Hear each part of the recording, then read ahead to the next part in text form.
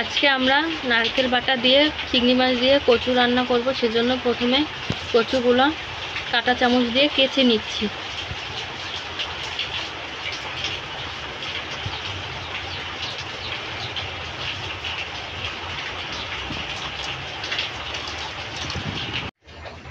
কচুটা কাঁচা হয়ে গেছে। এখন আমরা কড়াই বসিয়ে পানি গরম দিয়েছি, সেদ্ধ দেব, হালকা ভাপিয়ে নেব।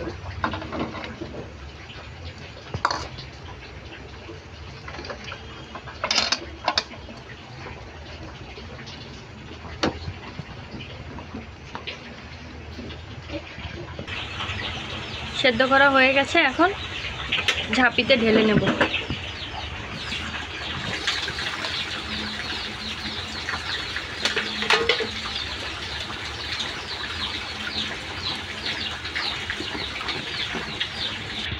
পানি ঝরিয়ে বাটিতে নিয়ে নিয়েছি, এখন হালকা তেলে ভেজে নেব। ভাজার জন্য প্রথমে দিলাম হলুদ গুঁড়া আর লবণ। হলুদ আর লবণ কচুর সাথে ভালো মতো মাখিয়ে নেব।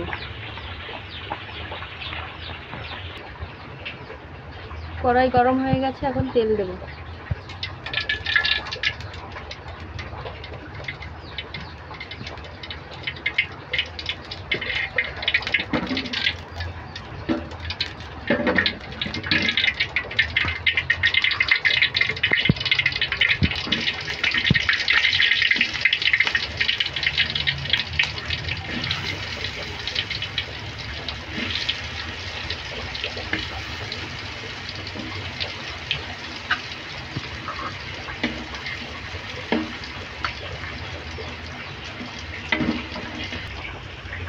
এক পিঠ ভাজা হয়ে গেছে, এখন আমরা উল্টে নেব।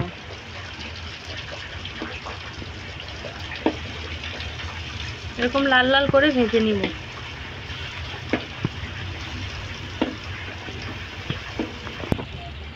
ভাজা হয়ে গেছে, এখন নামিয়ে নেব।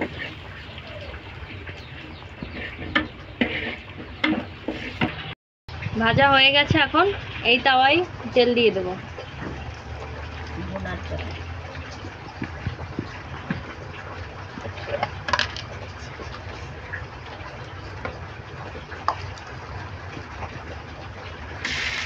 দিলাম চিংড়ি মাছ।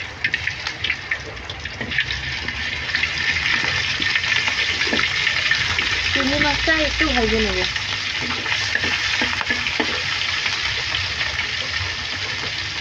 এখন দেবো বাটা মশলা। বাটা মশলায় দিয়েছি নারকেল বাটা, আদা রসুন জিরে বাটা। এবার দিলাম লবণ স্বাদ অনুযায়ী, হলুদ গুঁড়া,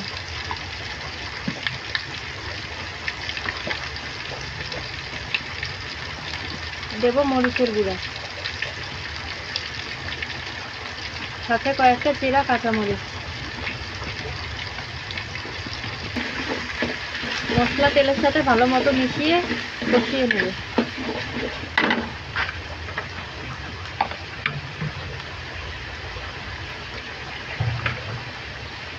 মশলা কষানোর জন্য দেব অল্প করে পানি।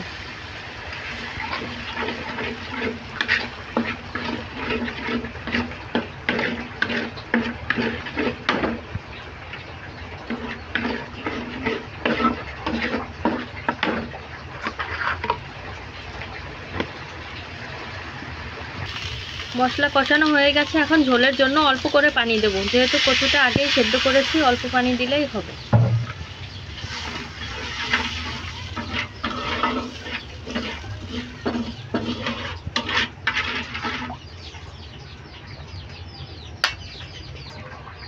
ঝোলের পানি ফুটে গেছে, এখন ভেজে রাখা কচু দিয়ে দেব।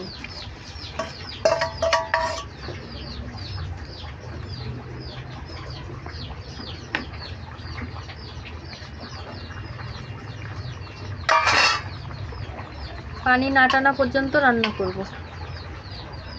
ঢেকে দিলাম। নারকেল দিয়ে কচু রান্না করা হয়ে গেছে, এখন নামিয়ে নেব।